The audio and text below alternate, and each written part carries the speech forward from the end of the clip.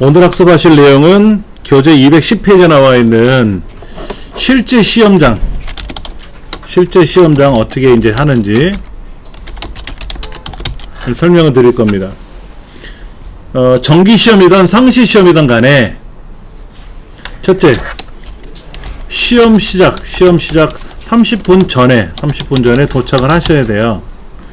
이건 안 적으셔도 돼. 수강표에 다 적혀 있어요.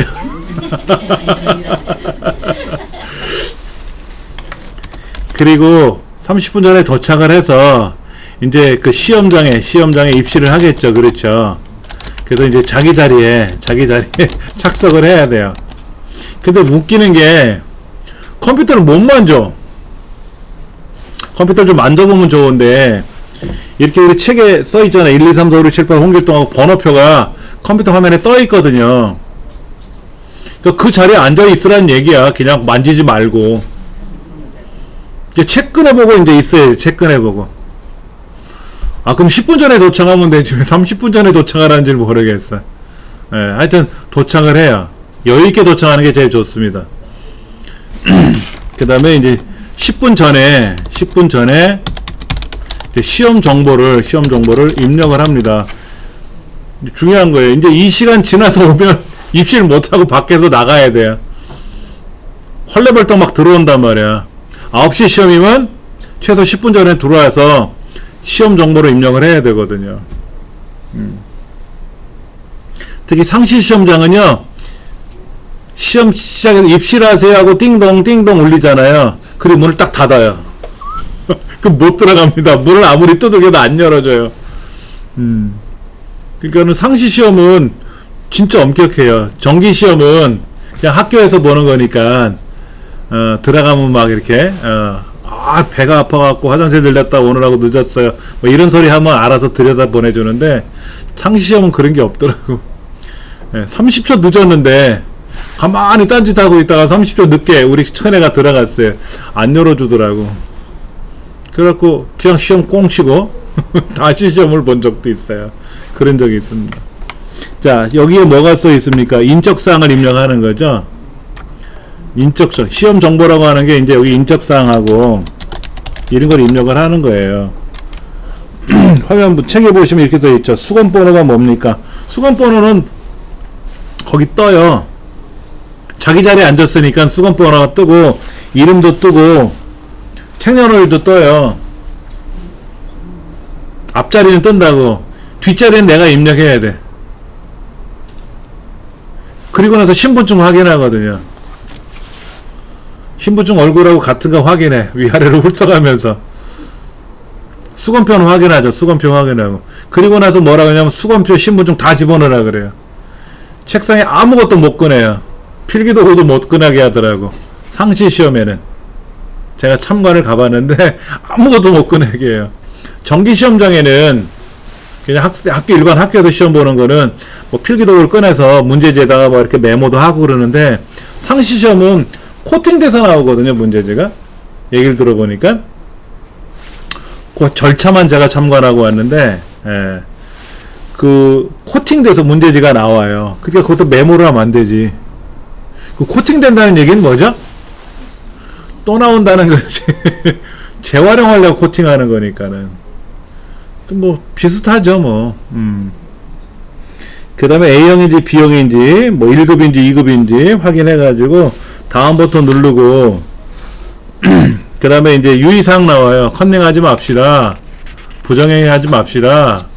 그러다 걸리면 안 돼요. 뭐 미운행동 하지 마세요. 뭐 이런 거 이제 쭉 적혀 있어요. 그리고 나서는 이제 아무것도 못 움직여. 움직여봤자 의미도 없고 안 온다니까. 그 다음에 이제 문제지를 나눠줍니다. 그 문제지 인쇄가 제대로 됐는지 확인하고요. 정기시험 보는 사람은 볼펜을 꺼내가지고 수건번호 이름을 쓰라고 하겠죠. 문제지는 주는 거로 알고 있는데 상시시험은 코팅됐으니까 반납해야 되고. 그렇죠. 그렇게 되면은 이제 9시 시험이다 그러면 9시 시험이 딱 시간이 맞춰질 거야. 시나리오가 그렇게 맞춰지는 거죠. 그러면 지금부터 시험을 시작할 겁니다. 준비 다 되셨나요? 그러면 뭐 다 됐다고 얘기하겠죠. 그러면 화면이 바뀌어요. 그걸 딱 누르는 순간 시험이 시작하는 거야. 그럼 어떤 사람 먼저 누르고 어떤 사람 늦게 누를 거 아닙니까? 그에 따라서 시간은 카운터가 각자 돌아가는 거니까. 그래서 시험 시작 버튼을 딱 누르는 순간 우리는 여기에서 열기 눌러가지고 어디에 갔노? 문제지를 불러왔잖아요. 이렇게 문제지를 불러왔잖아요. 그 다음에 비밀번호가 0131$5라고 써있으니까 쓰시고 확인 누를 거 아닙니까? 그렇죠? 근데 위에 뭐가 있었지 아까야? 노란색. 예, 매크로를 사용하겠다고 꼭 체크하셔야 돼. 안 그러면 내가 매크로 시험 문제를 냈는데 해결했는데 매크로 실행하면 에러가 나요. 그걸 확인 안 해주면은. 우리는 그렇게 돼 있고 시험장은 알아서 처리돼야 되겠지. 그리고 정기시험, 상시시험은 시험 시작하는 순간 문제지가 열린다 그러더라고요. 우리 큰애 얘기 들어보니까는 문제지가 열리던데 비밀번호 없어 그러더라고요. 근데 상시시험 말고 정기시험은 비밀번호를 물어보거든요. 제가 1회 때 시험 봤는데 저 시험 볼 때도 그때 정기시험을 봤어. 그때 상시시험 제도가 없었으니까 그러니까 초창기죠. 1회니까 그때도 암호를 알려줬거든요. 암호는 이제 칠판에다 적어줘. 근데 우리는 여기 문제지 적혀 있으니까 이대로 입력하시면 되겠지. 아니면 자동으로 열리는 경우도 있다고 하니까 상시시험 같은. 그러면 1번 문제를 한번 보세요. 1번 문제 이제 213페이지에 이렇게 열리면 자동으로 카운터가 돌아가요. 40분 카운터가. 화면 오른쪽 어딘가에 뭐가 띡띡띡띡띡 카운터가 돌아가겠지. 그게 0이 되는 순간 어떻게 돼? 키보드 마우스가 안 움직이겠죠. 카운터가 멈추면 끝나는 거죠. 그렇죠. 그러면 한숨 소리 나오죠. 망쳤다. 뭐 다시 봐야 된다. 뭐 이런 사람. 그 전에 50%가 지나면 시간이 경과되면 퇴실해도 됩니다. 감독관이 얘기해요. 20분이 경과되면 퇴실해도 좋아요. 나가세요. 라고 하면 절반이 나가요. 그러면 그걸 보고 또 충격받아. 저 인간들은 어떻게 다 저렇게 빨리 풀었을까? 그 중에는 포기하고 나가는 사람이 또 절반이에요. 그걸 오해하면 안 돼. 다 풀고 나간 게 아니거든. 근데 나가는 걸 보고 이제 충격을 받는 거지. 저 사람들은 왜 저렇게 빨리 나갈까 하고. 예. 자, 1번 문제가 뭔가 보세요. 입력하는 문제가 나와 있죠? 이만큼 입력하래. F까지. 어디? 11, 여기, 이만큼을. 5점 밖에 안 주는데. 그러니까 하지 말자, 이거야. 0 하고 싶으시면 다 하고 나서 시간 남으면 한 글자라도 쓰면 점수는 주니까. 다 써야 5점이 아니라 절반 쓰면 2.5점 주고, 5분의 1 쓰면 1점 주고, 한 개 쓰면 0.01점, 0.1인가 얼마 주고 주니까 한 것만큼은. 그러니까 나중에 하자 이거죠. 그 다음에 이제 기본 작업 2로 들어가야 되겠지. 이때는 여러분 원하시는 것부터 하시면 돼요. 기본 작업이 셀 서식 꾸미는 게 쉬우니까 먼저 하시고, 어떤 분은 계산 작업이 어려우니까 나중에 하시고, 그럼 여러분 마음대로 하시면 돼요. 그래서 시험장에서 편리하게 하시면 됩니다. 우리는 순서대로 진행할게요. 입력은 빼고. 자, 213페이지 중간에 기본작업 2번. 기본작업 2라는 시트에서 하시오 라고 되어 있어요. A의 첫 번째부터 H의 첫 번째까지는 병합하고 가운데 맞춤. 써있죠, 그렇게? 궁서체. 궁서와 궁서체는 다르니까 꼭 정확히 기억하시고, 궁서체. 16. 굵고 기울이고, 굵은 기울임 꼴이라는 건 굵고 기울이면 돼요. 본래 셀 서식에서는, 굵고 서식에서는 굵은 기울임 꼴이라고 있어요. 근데 겉에서는 굵고 기울이면 돼요. 굵고 기울이면 되니까 그렇게 하시면 되고. 밑줄 하나짜리도 있고 두 개짜리도 있으니까 밑줄 확인하시면 되고. 요게 2점 맞춘 거야. 2점. 그러니까 100점 만점에 아까 입력한 5점 뺐으니까 95점 만점으로 봤을 때 지금 2점을 한 거죠. A3부터 H3까지 항목 이름은 도둠체, 뭔 체가 많다. 도둠체. 글꼴 색깔은 표준의 노랑, 글꼴색입니다. 글꼴색. 채우기 색깔은 페인트 통에 있는 표준색의 녹색. 가운데 맞춤 그룹에 가서 이렇게 하셨을 거예요. 그렇죠? 그럼 얘가 2점. 좀 많이 주면 좋은데 한 20원씩 주면 얼마나 좋아. 2점. 그 다음에 자격증, 여기 있다. F 세 번째 셀에 있는 자격증을 더블 클릭하든지 F2번 키 누르든지 아니면 수식 입력줄을 클릭하든지 간에 편집 모드로 들어가서 한자키 눌러서 자격증으로 글자를 변환시켜야 되겠죠. 그렇죠? 셀 상태에서는 편집이 안 되니까 편집 모드로 들어가야지. F2번 키 또는 더블 클릭하거나 수식 입력줄을 클릭해서, 예.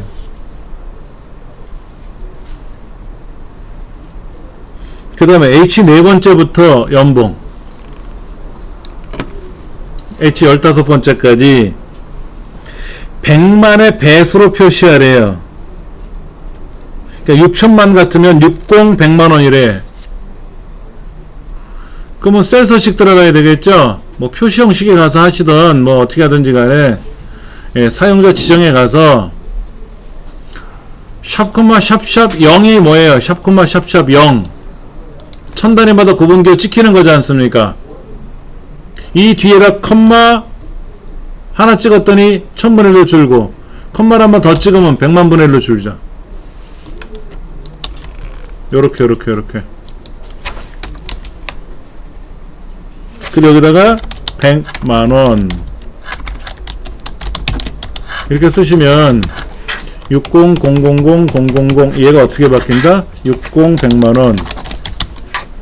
왜냐면 이렇게 동글뱅이 하나 줄어들고 여기 3개 또 줄어드니까 컴마 찍힐 때마다 동글뱅이가 3개씩 줄어요. 1000분의 1 100만 분의 1로 준다고.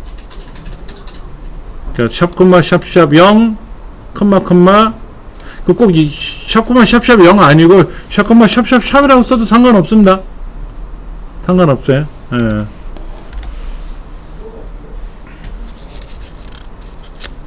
그렇게 해서 입력을 해주면 여기다 100만원 쓰면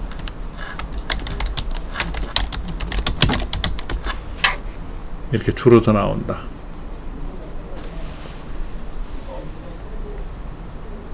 그리고 이 항목 전체를 가가가 옆에 있는 테두리 선 그리는 거로 모든 테두리 이렇게 돌려주면 얘는 끝났다.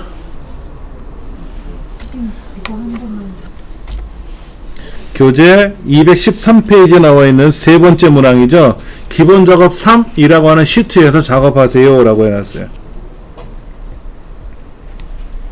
A 네 번째부터 F의 15번째 항목이 실제 데이터죠. 세 번째 줄에 있는 거는 항목 이름이고 네 번째 줄서부터가 실제 데이터 아닙니까? 그래서 실제 데이터 영역에 대해서 구분이 일반, 그리고 뭐가 분양가가 1000만원 미만인 경우가 생길 거 아닙니까? 구분이 일반이면서 얘는 아니더라도 요거 되잖아. 일반이면서 1000만원 미만 됐네. 여기도 있고 여기 있네. 몇 개 이렇게 있네. 그렇죠. 일반이면서 1000만원 미만. 이런 경우에는 파랗게 굵게 꾸며지는 조건부 서식을 지정하래요. 근데 행 전체에 대하여 그랬거든요. 조건부 서식에 가장 많이 나온 유형이 행 전체에 대하여 라고 되어 있어요. 그러면 이렇게 블럭을 잡고 조건부 서식, 새 규칙, 수식. 문제 써 있어요. 규칙 유형은 수식을 사용하래, 수식.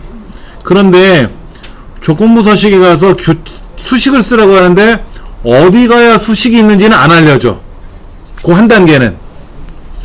그럼 새 규칙에 갔더니 수식이 있다라는 것까지는 알고 가야 된다 이거지. 근데 여기다가 조건이 두 가지죠. 일반이면서 1000만원 미만이잖아요.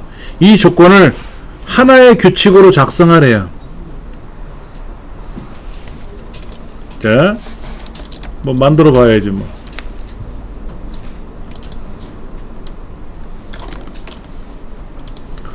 구분이 뭐라고?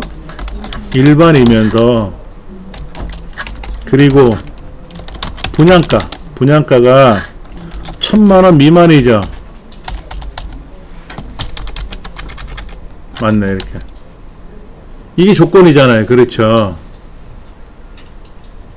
그럼 이걸 어떻게 물어본다? 는 and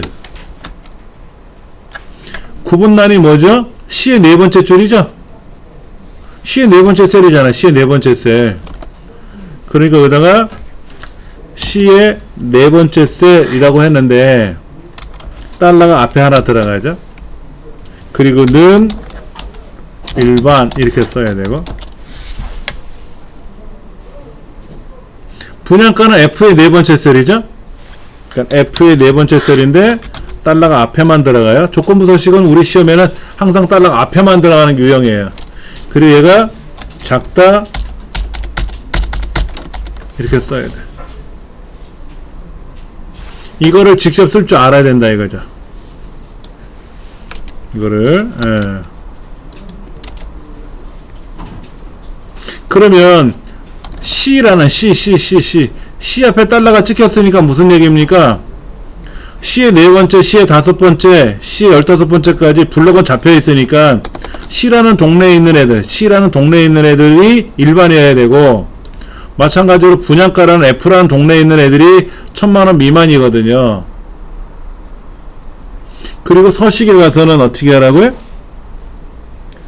글꼴 색깔은, 글꼴에 있는 색은 파랑이고 굵게 하고, 글꼴 스타일은 굵게 하라고. 색깔은 파랑이고 굵게는 파랑. 이렇게. 이게 파랑 맞죠? 예. 파랑 맞아요. 굵게 하긴.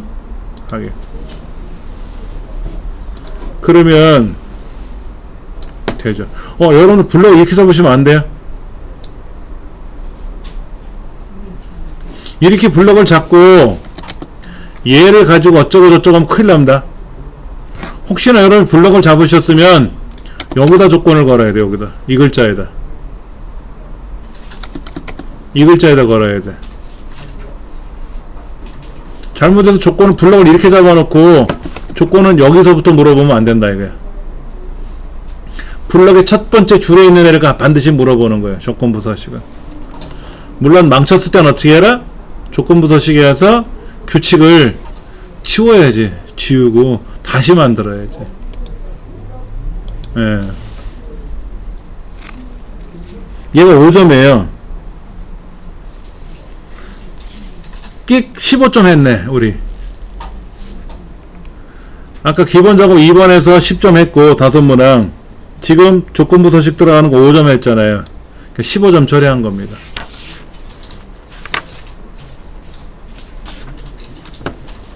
그 다음 이제 계산 작업으로 갈 겁니다. 계산 작업 어떻게 이제 풀어야 되겠죠?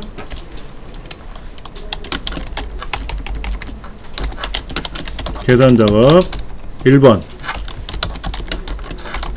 뭐라고 써 있습니까? 성별 B의 세 번째에서부터 B 11번째가 성별이 남이면서 영어 D의 세 번째부터 D 11번째 영어가 90 이상이거나, 이제 문제가 헷갈리기 시작해요. 이제 성별이 B의 세 번째부터 B 11번째 여이면서 뭐가? 수학이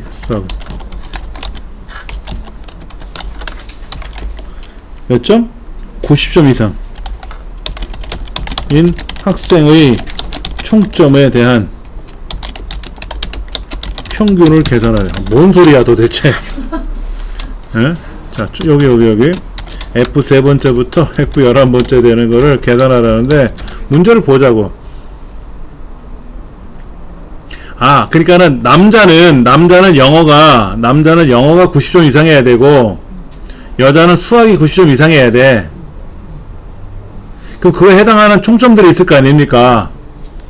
걔네들의 평균을 구하라는 거죠. 에버리지 구하라는 얘기잖아. 에버리지.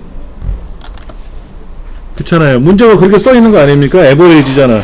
근데 조건은 뭐라고 써 있어요? 조건은 여기서 중요한 거는 조건은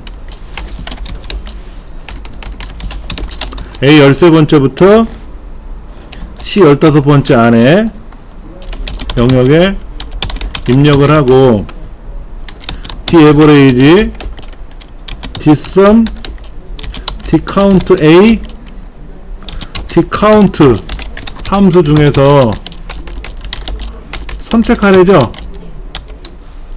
그럼 D average 하잖아. 그렇지 않아요? D average가 될 거 아니야. D sum은 합계니까 아니고 D count는 개수고 D count A도 D count 개수니까 평균이니까 D average 쓰면 되겠죠. 그렇죠. 어디에다가 여기다가 조건을 걸래지. 어떻게 걸면 돼요? 아까 그랬잖아. 성별이 남자인 경우에는 영어가 90점 이상이고 그렇지 않아요? 성별이 여자인 경우에는 어떻게 한다 그랬어요? 수학이 90점 이상이라고 이렇게 쓰면 되네. 뭐 조건을 이렇게 걸면 되지. 이런 조건을 처음 해봐서 헷갈리는 거지. 그렇잖아요. 데이터베이스 함수에서는 성별이 이름은 알겠는데 영어가 89 그러면 89점인 사람들 것만 고르는 거잖아요. 90점 이상인지 뭐 몇 점 이상인지를 조건을 쓸래니까 다른 영역에다 써야지. 근데 같은 줄에 쓰면 남자이면서 90점 이상이고 같은 줄에 쓰면 여자이면서 90점 이상인 거죠. 항목 이름이 위에 있으니까. 근데 이렇게 조건을 걸 거니까 성별이 남자이면서 영어가 90점 이상 또는 성별이 여자이면서 수학이 90점 이상 라는 조건을 걸어 놓은 거예요. 이게 여기다가 뭐라고 는 D average 데이터베이스니까 전체 다 선택하고 얘네들에 대하여 이거죠. 콤마 필드 무슨 항목의 평균 구하래? 총점의 평균 구하라 그랬으니까 평균은 D average가 구할 거고 총점 항목을 클릭해 줘야지. 콤마 크리테리아 조건이죠. 조건은 아까 정성스럽게 입력해 놓은 범위가 요거지. 괄호 닫고 엔터. 그러면 여자이면서 남자이면서 영어가 90점 이상이니까 아니고 오케이 이해되죠? 얘기? 이해되고 여학생은 또 어디 있을까? 여자 학생은 수학이 90점 이상이니까 예 이용해도 되고 여기도 오지랖이도 되고 3명이네. 하나 둘 셋 세 사람의 평균 구하는 건데 뭐가 이상하다? 남학생이 영어가 90점 이상이니까 누구 있어요? 얘 하나 있죠? 278. 그 다음에 여기도 하나 있구나. 268도 있네. 이것도 있고 그 다음에 92. 그 다음에 여학생은 수학이 90이니까 이거 아니고 여기 이렇게 되는 이 4개 평균이잖아. 그렇죠. 272.5 밑에 써있네. 215 좀 많네. 합계가 1090이라고 돼있고. 예. 그렇게 이제 답이 나오는 거죠. 요 조건 거는 게 좀 생소하실 거예요. 한동안 또 안 하셨잖아. 댁에서 못 하셨잖아. 그 다음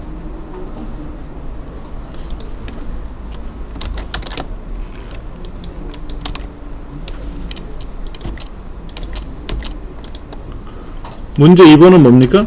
문제 2번은 제품명 H 세 번째부터 H 11번째가 제품명과 판매가표 N4부터 5, 6에 판매가표를 이용하여 총 판매액을 계산하시오. 총 판매액은 판매량 곱하기 판매가 이렇게 하고 되어 있어요. 이렇게 되어 있고 무슨 함수를 써라? H lookup, V lookup, 추수, 인덱스 중에서 선택해라 이거죠. 뭐 그 문제를 봅시다. 여기 제품명이 어디 있나 봅시다. 제품명 여기 있네. 제품명이 컴퓨터 80만원, 판매량 곱하기 판매가죠. 판매량 곱하기 판매가잖아. 근데 이 판매가 표가 세로죠. 세로. 그 당연히 V를 꼭 써야 되겠네. 그럼 여기다가 는 판매량을 먼저 곱해야 돼. 판매량을 여기 있네. 왼쪽에 곱하기 판매가를 구하기 위해서는 V lookup lookup 밸류는 뭐라고요? 찾는 글자죠. 찾는 글자. 이 표에 이 제품명이 컴퓨터서부터 이렇게 시작하는데 여기 컴퓨터, 냉장고, 세탁기를 찾아야 될 거 아닙니까? 그 여기 있는 컴퓨터를 찾는 거지. 이 글자를 가지고 찾는 거지. 컴마 어디에서? 요 표에서. 요 표는 동떨어져 있으니까 F4번 키 기억나세요? 컴마 제품명이 1번이고 판매가가 두 번째 항목 아닙니까?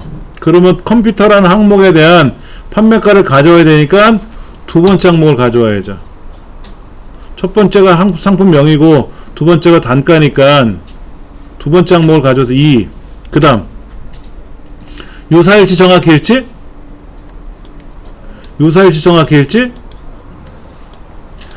유사일치를 할 때는 규정이 있어요. 뭐가? 이 글자가 컴퓨터, 냉장고, 세탁기가 오름차순으로 되어 있어야 돼. 반드시. 근데 컴퓨터 키역이고 냉장고 니은이고 세탁기 시옷이니까 오름차순도 아니잖아. 그러니까 반드시 여기는 정확히 일치하는 걸 해야 돼요. false를 써도 되고 얘를 뭐를 써도 된다? 0 써도 되고.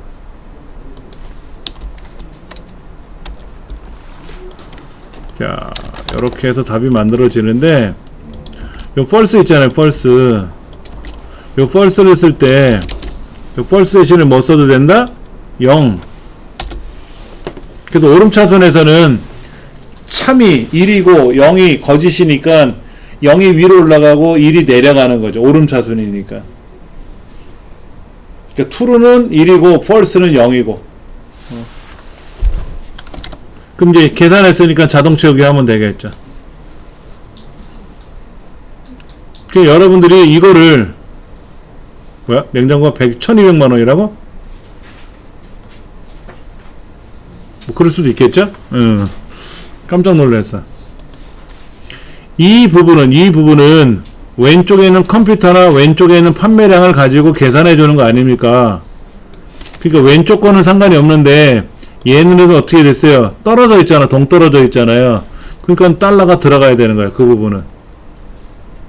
만약에 요거에 대해서 이거를 계산했다 그러면 얘는 뭐라고 계산할까요? 이렇게 계산해야죠.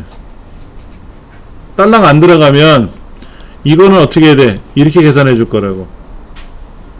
똑같은 항목 밸런스를 맞춰서 따라 내려가니까 얘가 여기잖아.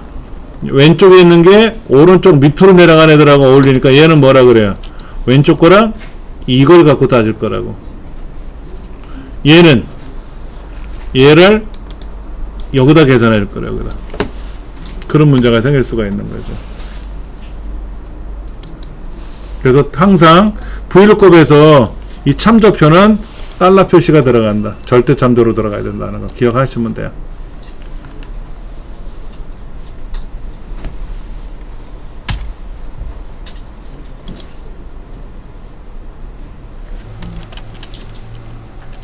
(1월) (2월) (3월의) 매출이 해당 월의 매출 평균 이상이면 효자도설에, 그렇지 않으면 공백이래. if, and, average 함수를 사용하래. 다 쓰래. 다 쓰래. 다 쓰래. 뭔 얘기예요? 1월의 매출이 1월 이 매출이 이 1월달에 평균치 이상이어야 된대. 2월도 얘도 얘네들의 평균 이상치여야 되고 얘도 얘네들의 평균치 이상이래. 각각의 수험 도서에 대한 월 매출액이 그 달의 평균치 이상이면, 그러니까 if, and, 조건 1, 조건 2, 조건 3 이걸 만족하면은 효자도서고 아니면 공란이래. 세 가지 조건을 물어본 거니까. 그럼 여기서 말하는 조건이 1이 뭐예요? 요거 1월달 그러니까는 그 첫째 도서에 첫 번째 도서의 매출이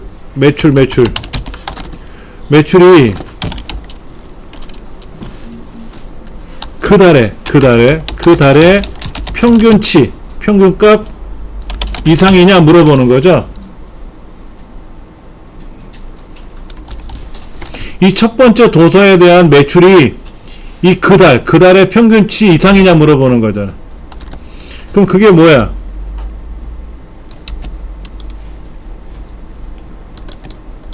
두 번째 도서의 매출이 그 달의 평균 이상이고, 조건 3은 세 번째 도서의 매출이 그 달에 평균 이상이냐를 물어보는 거예요. 이거를 다 만족을 해야 답이 나온다는 얘기죠. 근데 1월이 뭐라고 써있죠? 1월이 지금 C의 19부터 26이죠? C의 19부터 C의 26이죠? 2월은 D19부터 D26이고, 3월은 E19부터 E의 26인가요? CD 맞죠? 그렇죠.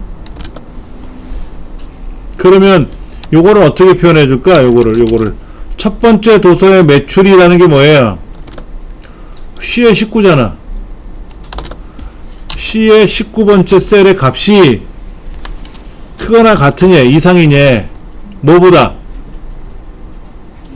그 달의 평균이니까 average C19부터 C26 이거잖아요. 이렇게 되는 거잖아요. 이렇게 그 달에 C의 19번째 셀이 들어있는 그 달의 평균치보다 크거나 같으냐 물어보는 거죠. 근데 보세요. 얘가 이 범위의 평균치 이상이냐, 얘가 물어봐야 될 거 아닙니까? 근데 월은 항상 그 자리에 있잖아요. 그러니까 여기에 뭐가 들어야 된다? 달러가 꽝꽝 찍혀야 돼.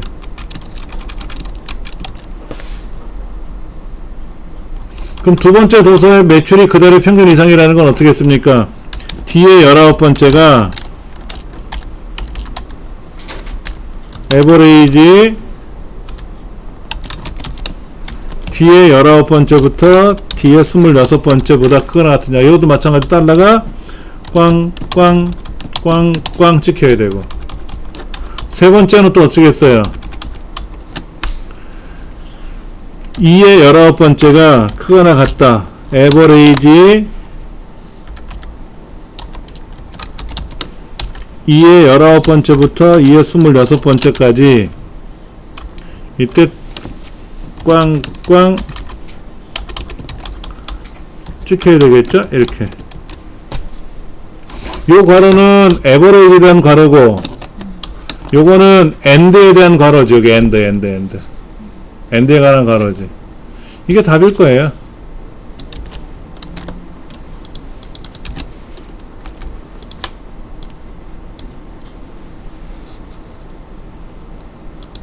수식이 겁나게 길어요. 페이지 살짝 넘겨보시면 거기에 해설 나와 있어요. 그 답만 달랑 젠장 써놨네. 이게 여러분들 실제 시험에 나왔던 문제집니다. 실제 시험에 이게 나왔던 거예요. 근데 언제 나온지는 모르겠어요. 꽤 오래전에 나온 것 같아요. 왜냐면 이 예문이 제가 한 3, 4년째 푸는 거 있어요. 이 예문을. 그러니까 2015년도, 16년도, 17년도, 그러니까 꽤 오래전에 교재가 강의를 했는데, 그때부터 이 예제는 항상 정해져 있더라고. 최근에 나온 문제는 아니야. 책 좀 바꾸지. 아이.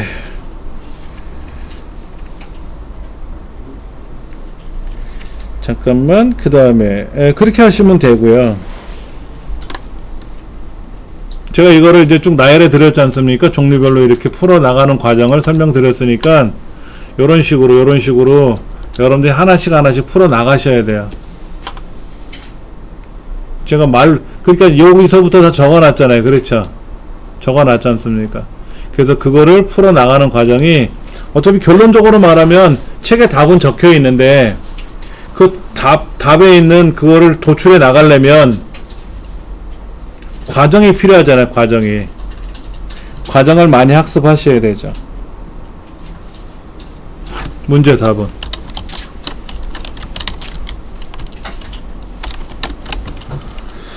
주민등록 번호 LA 15부터 LA 26까지 의 여덟 번째 자리가 1이거나 3이면 남자, 2이거나 4이면 여자. 추수함수하고 미들 함수를 사용하세요 라고 써있어요.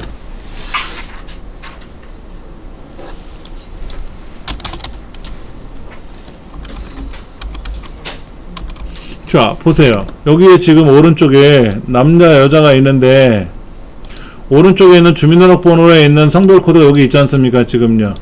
이 성별 코드를 가지고 남자인지 여자인지를 판별하는 거 아닙니까? 추수함수는 뭐예요? 는 추수 어떤 값이 보이고 그 값이 1일 경우, 2일 경우, 3일 경우 이런 식으로 나열하는 거거든요. 이게 추수함수예요. 그러면 는 추수 성별 코드 값이 있잖아. 주민등록번호 8번째 자리가 성별 코드니까 얘가 1이면 남이고 2면 여고 3이면 남이고 4면 여고. 아까 1 또는 3이면 남이고 두 번째 2 또는 4면 여라고 했잖아요. 추수함수로 고르라는 거 이것밖에 없습니다. 이제 중요한 거는 성별 코드를 찾아야지. 성별 코드. 이건 뭡니까? MID. 주민번호에서 여덟 번째에서 한 글자가 주민번호거든요. 성별 코드예요. 여기 하나, 둘, 셋, 넷, 다섯, 여섯, 일곱, 여덟 번째 한 글자잖아요. 그리고 주민등록번호는 아까 뭐라 그랬어요? L의 15번째 셀이라며. L. 여기다 L의 15번째라고 쓰면 되겠지. 그럼 얘가 답이 되는 거예요. 이제 하도 많이 나오니까 유형이니까 문제를 그렇게 풀어나가는 거지. 아, 저도 처음에 이런 문제를 딱 받아보면 착착착착 안 되죠. 잘 돼? 그게? 안 되지. 아니, 똑같은 책을 허구한 날 풀었잖아. 몇 년 동안. 그러니까 아니, 지긋지긋한 것도 있고, 또 그렇게 하다 보면 이번 흡사한 문제들이 나오면 아, 이렇게 풀면 되겠구나, 저렇게 풀면 되겠구나 하고 요령이 머리에서 떠오르죠. 그게 경험치니까. 반복 연습을 하셔야지, 반복적으로. 예. 그런 것들 연습을 많이 하셔야 되는 거죠. 그럼 이제 답은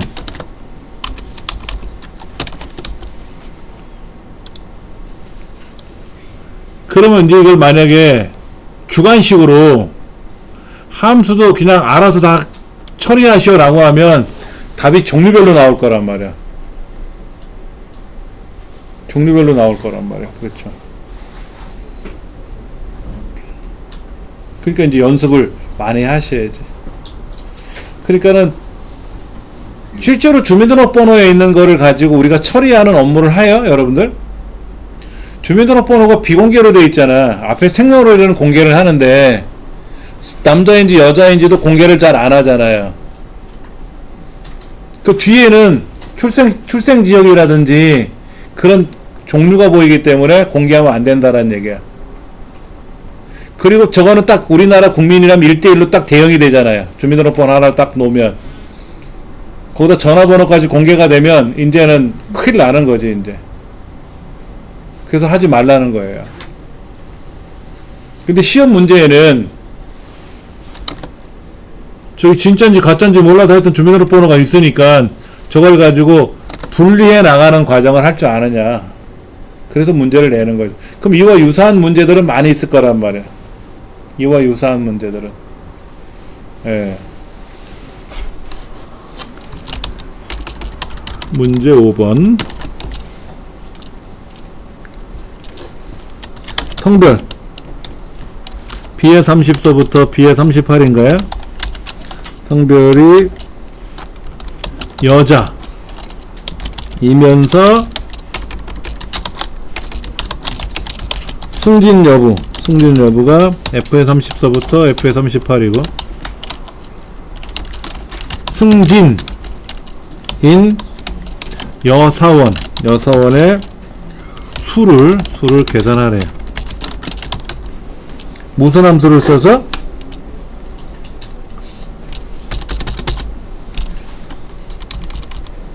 근데 인원수 뒤에 명자를 붙이시오 라고 써 있어요.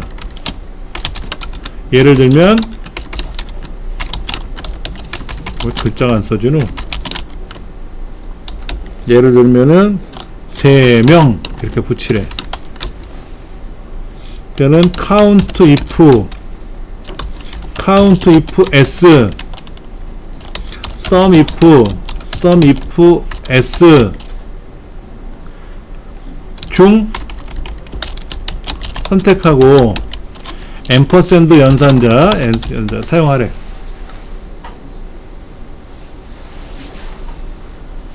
조건이 몇 개예요? 성별이 여자여야 되고 승진 여부가 승진이라고 써 있으니까 조건이 2개잖아요. count if는 조건이 하나인 경우에 개수를 세는 거고 S자가 붙어야 복수형이거든요. 얘는 합계 구하는 거니까 아니고.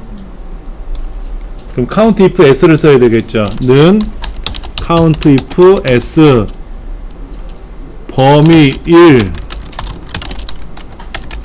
조건 1 범위 2 조건 2 그리고 뒤에다가 앰퍼센드 몇 명 이렇게 붙이면 되겠네.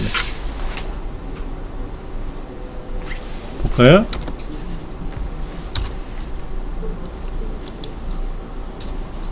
승진 에이 여자가 아닌데 여네 여 그렇죠? 남자가 아니라 남이고 여자가 아니라 여자 여여야 돼요. 예, 문제지에서는 그냥 여자라고 표현했어요. 조건은 여를 써야지요. 여기가 여자가 없잖아. 여니까. 그러면 첫 번째 범위는 어디? 첫 번째 조건은 뭐예요? 요. 그럼 여가 들어있는 범위가 어디야? 여기 써있네. 여기 써있네. B38 여기 이 중에서 여가 해당돼야 되고 두 번째 조건은 뭐죠? 승진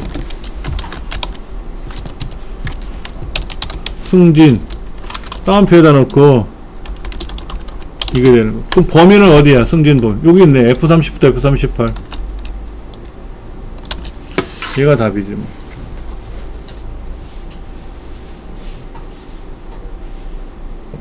그래서 요렇게 해서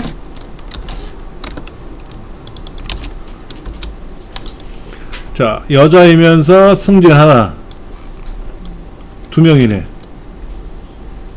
남자 승진자는 1명, 2명, 3명이고 여자 승진자는 2명이고. 그러면 이걸 이렇게 써야 돼요. 명자를 붙이면 어떻게 돼요? 이 결과는 숫자가 아니라 문자입니다. 저 같으면 이렇게 쓰고 싶어요. 여기다가 명자를 붙이지 말고요. 명자를 붙이지 말고 셀 서식에 들어가서 뒤에다 명자 붙여줘도 되죠. 몇 명. 얘는 그냥 계산한 결과에다가 셀 서식 들어가서 명자를 붙이내고요. 얘는 함수 뒤에다가 명자를 앰퍼센드로 결합했어요. 그럼 차이가 뭐냐? 자, 얘를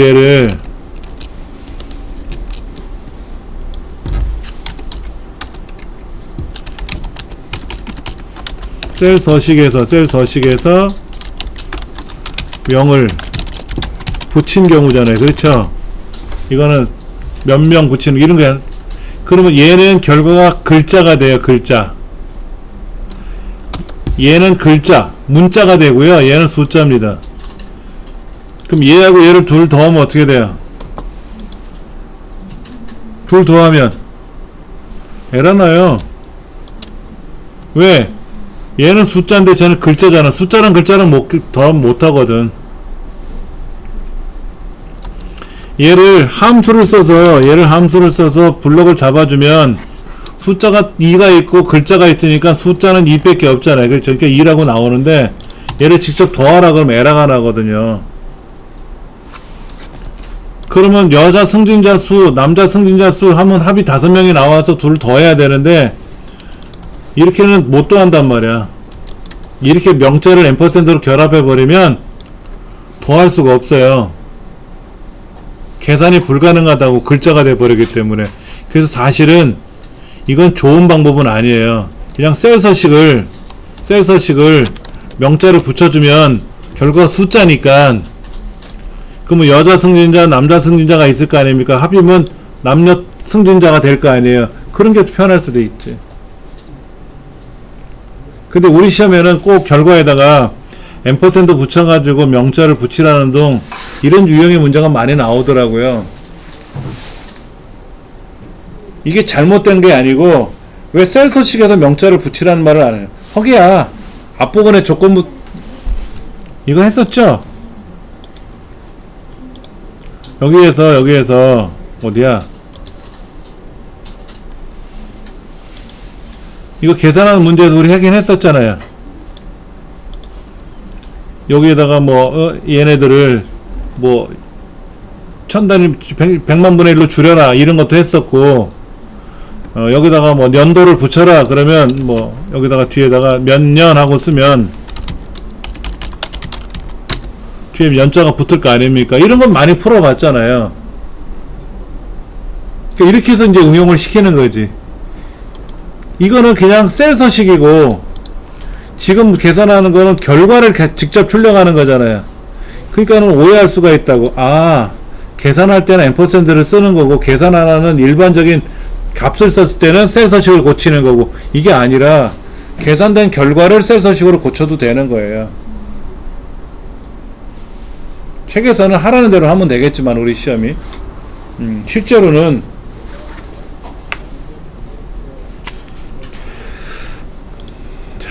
그 다음 이렇게 우여곡절 끝에 이제 계산 작업을 다 끝냈잖아요. 계산 작업이 40점입니다 8점짜리 5문항.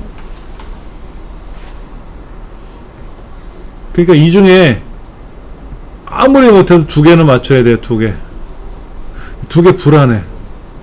3개 맞춰야 돼. 그래서 시험에 나오는 게 뭐예요? if 함수 나오고 데이터베이스 d-average 이런 거 나오고 그 다음에 뭐 vlookup, hlookup, 랭크 이런 거 나온다 그랬잖아요. 벌써 나왔잖아. d-average 나왔고 hlookup, vlookup 나왔고 if 함수 나왔고 시험에 나온다고 하는 건 반드시 나왔잖아. 그렇게 3가지 풀면 되거든요. 분석 작업 들어가 봅니다. 분석 작업은 어떻게 하라는 얘기입니까? 피벗 테이블 기능 이용하래요. 어디에다가? A 수번째에다가 피벗 테이블을 출력하래. 그럼 이렇게 하죠. 여기 원 데이터가 있는 영역에다 클릭해 놓고, 이 동네에다 클릭해 놓고 삽입 피벗 테이블. 이때 기존 워크시트 어디? 지금 A의 20번째. 지금 A의 20번째 하라고 돼 있어요. 확인.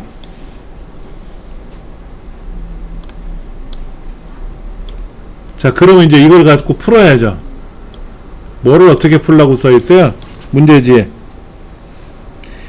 가공품명 얘는 필터에다 놓고 생산일 행에다 놓고 가공팀 열에다 놓고 오른쪽 시그마 값에는 목표 매출액 드래그하면 자동으로 합계부터 나올 거란 말이야. 합계부터 나온잖아요. 그럼 얘를 클릭해 가지고 밑에 있는 값필드 설정에 들어가서 평균 바꾸면 되고, 또 방법이 뭐가 있죠? 여기 피벗 테이블 안에 들어가 보니까 피벗 테이블 옵션에 필드 설정이 있어서 클릭해 가지고 여기서 평균 바꿔도 되고, 오른쪽 눌러서 여기서 평균 바꿔도 되고, 요약 기준을 평균 바꿔도 되고, 오른쪽 버튼 눌러서 값필드 설정에 들어가서 평균 바꿔도 되고. 평균 바꾸는 기능은 많아요. 어떻게든 평균 바꾸시면 되지.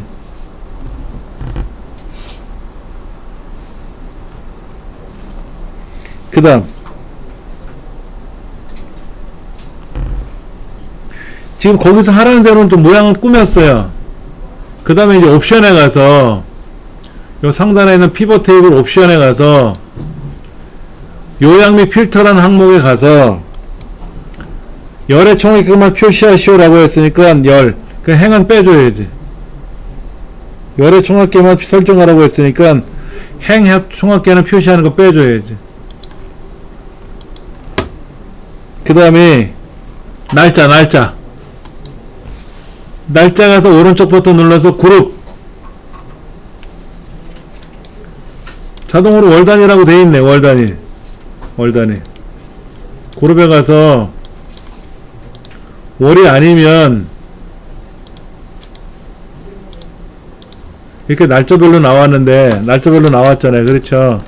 이거를 오른쪽 눌러서 그룹에 가서 월 단위, 월에 체크돼 있지 않습니까? 확인 누르면 1월, 2월 묶음으로 나오겠지. 그럼 다 된 것 같은데 얘는? 다른 거 뭐 하라는 말은 없잖아요.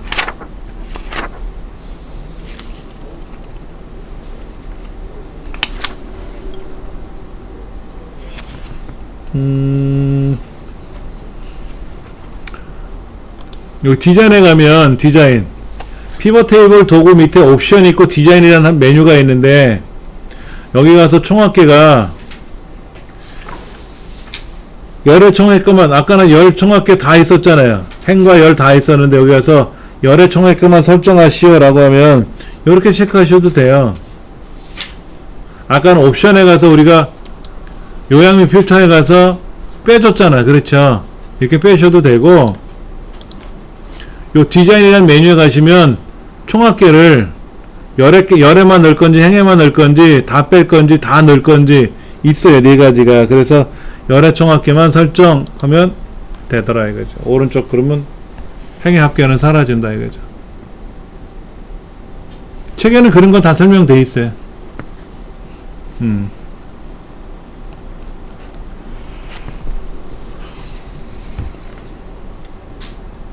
피벗 테이블에서 주의할 것들은 실기시험에서 하라는 대로만 드래그 해서 움직이면 되고 필기시험에서는 피벗 테이블 그러면 원 데이터가 변경되면 자동으로 변경되지 않는다. 새로 고침 눌러야 된다. 그래야 피벗 테이블이 반영된다. 그리고 이 피벗 테이블을 가지고 피벗 차트를 만드는데 피벗 테이블을 삭제하면 차트는 일반 차트로 바뀐다. 뭐 이런 것들. 그런 이론적인 것들 말씀드렸잖아요. 그렇죠. 그리고 숫자는 가정 무조건 합계로 나오고 글자는 무조건 가정은 개수로 나와요. 그러니까 문제지 합평균을 구하시오 그러면 에이 뭘 건드리겠구나. 최대값으로 바꾸시오 그러면 합계로 그냥 하라면 상관이 없는데 최대값이나 평균으로 바꿔라 그러면 바꿔야지 뭐 어떻게. 바꾸는 방법이 어떻게 됐을까요? 오른쪽 눌러서 요약 기준을 합계로 할 거냐 요약 기준을 평균으로 바꿀 거냐 어디 가서 옵션에 가서 필드 설정을 바꿔도 되고 오른쪽 눌러서 여기서 가필드 설정을 바꿔도 되고 아니면 이 부분에서 얘를 클릭해서 가필드 설정을 바꿔도 되고 바꾸는 방법 되게 많아요. 내가 편한 대로 할 줄 알면 되는 거지 뭐.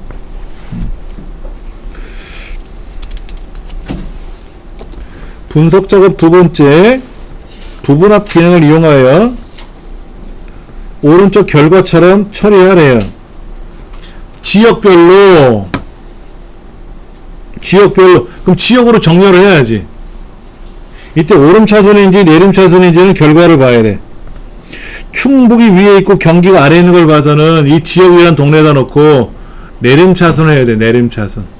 그럼 충북이 올라가고 경기가 내려가게끔 이렇게 내림 차선. 지역이란 곳에다 클릭해 놓고 내림 차선을 해줘야 된다 이거지. 그 다음에 부분합. 다행히도 첫 번째 지역을 그룹화 시켰으니까 다행이 없죠. 그렇죠? 문제집에 뭐라고 써 있습니까? 나이 최대값 기부금은 무조건 체크되어 있으니까 빼주고 나이의 최대값을 구하고 다시 부분합에 가서 기부금 나이 빼고 기부금의 뭐를? 합계를 구하시오. 이건 아니고 합계를 구하시오. 이때 새로운 값으로 대치를 해제해 줘야죠. 얘를 해제하지 않으면 방금 전에 계산했던 나이의 최대값이 사라질 거 아니까 기부금에 합계를 해놓고 새로운 값으로 대치를 해제해주고 확인 누르면 그러면 보세요. 이 너비를 조정해줘야 됩니까? 기부금의 합계가 지금 너비가 안 맞는데 샵으로 떨어졌잖아요. 이걸 조정해 줘야 됩니까? 이렇게 샵으로 나올 때는 조정을 해야 돼요. 의무적으로요.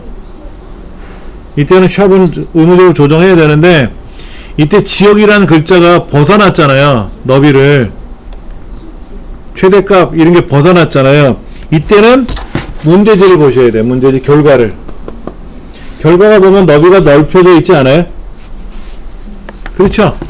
그때는 A와 B 경계선을 더블 클릭해서 펼쳐져 가지고 박스 안에 글자가 보이게끔 해줘야 돼요. 문제지는 아주 정직해요. 지역은 내림차순 하시오라고 써있어. 내가 문제지를 보고 분석하는 게 아니라 그렇게 내림차순 하면 된다고 써있어요.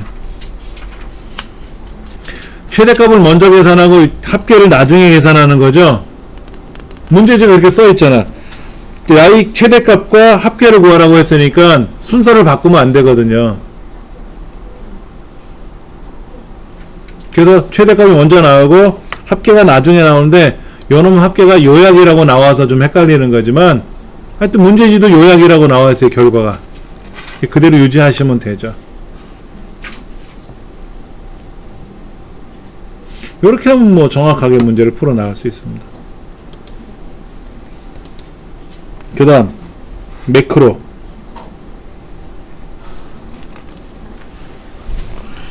매크로 문제가 나오면 뭐를 바꿔야 되죠? 파일에 가서 옵션에 가서 리본 사용자 지정에 가서 개발 도구라는 메뉴를 열어 놓으셔야 되잖아요. 그래야 개발 도구에 가서 매크로를 기록을 하든 말건 할 거 아닙니까? 그렇죠? 예. 얘가 이 개발 도구라는 메뉴가 없으면 어떻게 돼요? 개발 도구라는 메뉴가 여기 안 보이면 매크로를 어떻게 만들까요?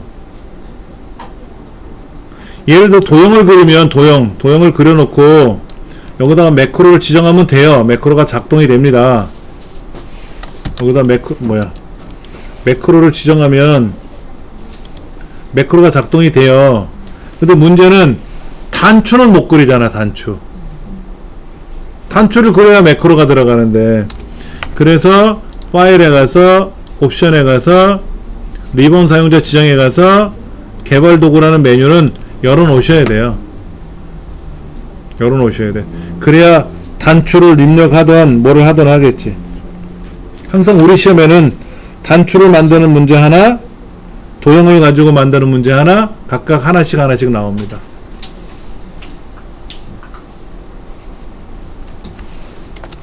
시험장에서는 이 개발 도구라는 메뉴가 열려요. 내가 개발 도구를 옵션에 들어가서 여는 게 아니라 개발 도구라는 메뉴가 열린 상태로 시험장에 작동이 될 겁니다. 그렇게 하시면 돼요. 지금 그 매크로 작업인데요. D15번째부터 이 F15번째까지 합계를 구하는 매크로인데요.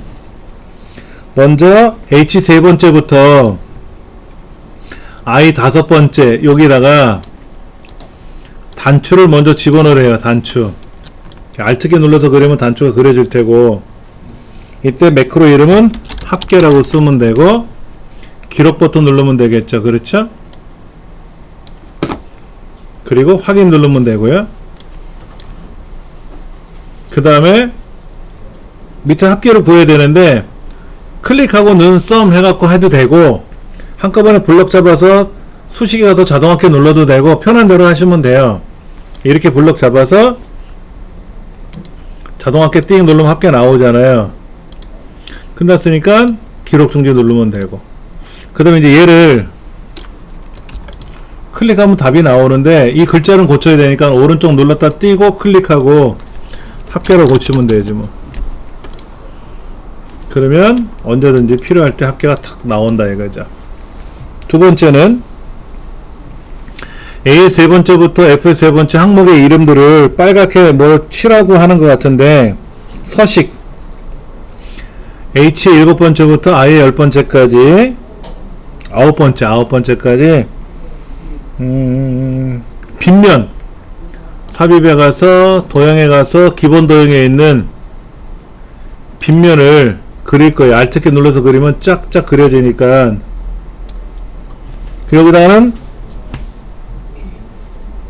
서식이라고 쓰고요. 이 글자가 가로 가운데 세로 가운데라는 말이 없으면 건들리면 안 돼요. 여기는 그 말이 없잖아요. 그대로 오른쪽 눌러서 매크로 지정. 매크로 이름은 서식. 기록 버튼 눌러서 확인 누르고요. 자, 블럭 잡아가지고 글꼴 색깔은 빨강이고요. 치우기 색깔은 파랑이고요. 그 다음에 기록 중지 누르면 되겠죠? 그럼 얘네 색깔이 원래 자동에 투명으로 돼 있었는데 서식 단추 누르면 촥 변하면 되는 거죠. 그렇죠. 그럼 매크로는 끝나는 거예요. 매크로는 알면은 금방 할 수가 있는데 이게 탁 맥을 못 잡으면 매크로는 헷갈리는 거예요. 항상 마지막에는 무조건 개발 그 기록 중지를 누른다라는 거 기억하시면 되죠.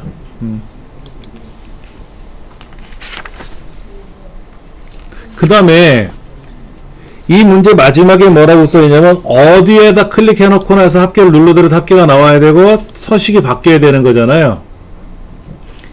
상대 참조로 기록을 하고 작업하면 절대로 안 된다는 거예요. 상대 참조로. 필기시험에는 상대 참조로 기록하는 매크로를 물어봐요. 그러나 우리는 상대 참조로 기록하면 안 됩니다. 그게 네 번째가 아니라 마지막에 있는 그 어디에 있던지 간에 매크로가 작동되게끔 하라는 뜻이거든요. 차트.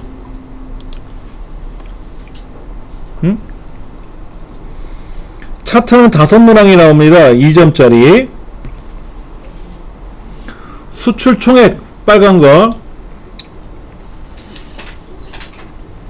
얘를 디자인에 가서 차트 종류로 가가지고 묶음세로 막대형으로 바꿔주고 얘를 더블 클릭을 해서 보조축으로 보내고 됐네.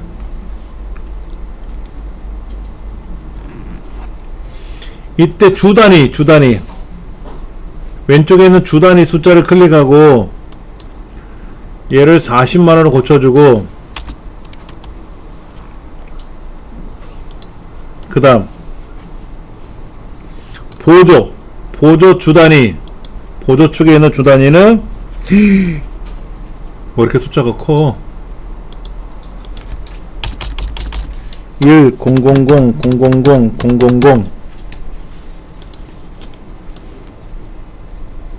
10억. 그 다음에 레이아웃에 와서 차트 제목을 차트 위 그리고 가전제품 수출 현황이라고 쓰고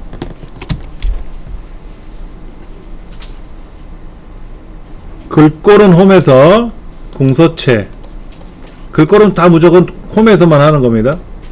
공서체 크기는 16 굵고 기울이고 그 다음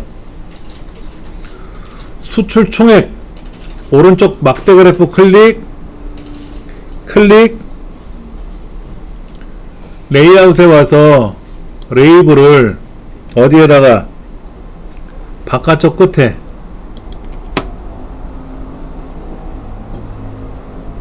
그리고 이 숫자를 클릭 한 다음에 숫자를 더블 클릭하면 안 되고 숫자 테두리를 더블 클릭 아니면 컨트롤 1번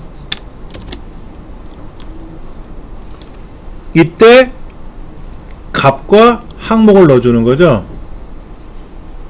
값과 항목 이때 자세히 보시면 두 줄이 들어갔잖아요. 두 줄 3D TV 3억 3,600만원 들어가 있잖아요. 이때 이거를 줄바꿈이냐 쉼표냐 세미콜론이냐 하는 항목이 있어요. 줄 바꾸는 거는 위아래로 바뀐다는 뜻이고요. 우리는 위아래로 바뀔 수 있는 공간이 없기 때문에 그냥 위아래처럼 보이는 것 뿐입니다. 이때 3D TV 다음에 컴마가 찍혔잖아요. 구분기호가 쉼표가 되는 거죠. 뭐 그에 대한 언급은 없는 것 같아. 대신에 범례는 어디로? 범례 여기 있네. 범례는 아래쪽으로, 그럼 아래로 내려가겠죠. 그렇죠. 얘가 더 넓으면요. 얘가 더 넓으면 보세요. 한 줄로 나왔잖아. 한 줄로 나오는 애를 줄 바꾸기 누르면 줄이 바뀌어요. 이렇게. 근데 우리는 그런 공간이 없으니까 두 줄처럼 보이는 것 뿐이에요. 이 차트가 넓으면 한 줄로 보입니다. 범례는 아래쪽에다 집어넣고요. 차트 영역, 겉테두리 더블 클릭해가지고 테두리 스타일을 너비 3포인트 두껍게 해주고 둥글게 해주래요. 오른쪽 모서리, 오른쪽이가 둥글 모서리. 그러면 테두리가 두껍게 둥글게 표시가 된 거죠. 이렇게 해서 문제를 풀어 나가는 거예요. 근데 시험 시간이 몇 분이다? 40분이에요. 40분이면 결코 많은 시간 아닙니다. 근데 충분히 연습을 하신 분들은요, 아까 그랬잖아요. 포기하고 나오는 사람도 있지만 다 풀고 나오는 사람도 많다 그랬잖아요.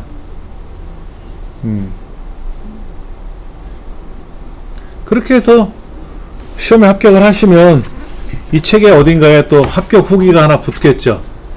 그렇게 해설에 잘 나와 있으니까는요, 참고하시면 됩니다. 암호 입력하는 것부터 시작해서 여기 중요한 거 있어요. 여기 노란 띠 나오는 거 있잖아요. 교재 217쪽에 보시면은 보안 경고가 나옵니다. 이때 컨텐츠 사용을 하겠습니다 라고 꼭 클릭을 해줘야 돼요. 안 그러면 매크로가 작동이 안 돼요. 바이러스 중에는 매크로 바이러스도 있거든요. 그래서 그걸 방지하기 위해서 매크로를 막아요. 잠깐 보세요. 매크로에는요, 보안이 4가지가 있대요. 얘도 시험에 나와요. 매크로 보안 중 잘못된 걸 고르시오. 모든 매크로 열리지 마라. 알림 표시도 안 하겠다. 근데 우리는 어떻게 했어요? 알림 표시는 해줬잖아요. 걔를 사용하겠다라고 하면 매크로를 사용하겠다는 뜻이고요. 디지털 서명된 매크로만 포함하겠다. 모든 매크로 오케이 다 열어주겠다. 위험하죠? 그래서 권장하지 않는다고 되어 있지. 이런 매크로 그 경찰 수사받고 있는 그 무슨 뭐 댓글 공장 매크로, 그게 이 매크로예요. 엑셀로 만들었다는 게 아니라 짤막한 프로그램을 매크로라고 보거든요. 그런 걸 만들어서 그렇게 미운 행동을 하니까 걸린 거지. 해설에 쭉 나와 있으니까 참고로 요 문제를 하나씩 살펴보세요. 그러면 답을 풀어나가는데 어렵지 않게 하실 수가 있어요. 그리고 중간중간에 저장을 안 하셔도 돼요. 시험이 딱 끝나면 자동으로 저장이 돼서 자동으로 답안지가 전송이 돼서 갑니다. 시험 본부로. 그런데 중간에 50분 경과됐으니까 50% 경과됐으니까 20분 경과됐으니까 퇴실해서 줬습니다 라고 하면 반드시 내가 답안 저장을 누르고 종료 버튼을 눌러야 되겠죠. 그래야 전송이 가니까. 그때 이제 엑셀을 내려놓고 보면은 어딘가에 카운터가 막 돌아간단 말이에요. 거기에 시험 종료, 그러면 이제 답안이 전송이 들어가니까 이제 답안 시험 종료하고 나면 뭐 입력할 수가 없는 거예요. 다 한 사람만 종료하시면 되죠. 그리고 시스템 종료하시고 이제 퇴실하시면 되는 거예요.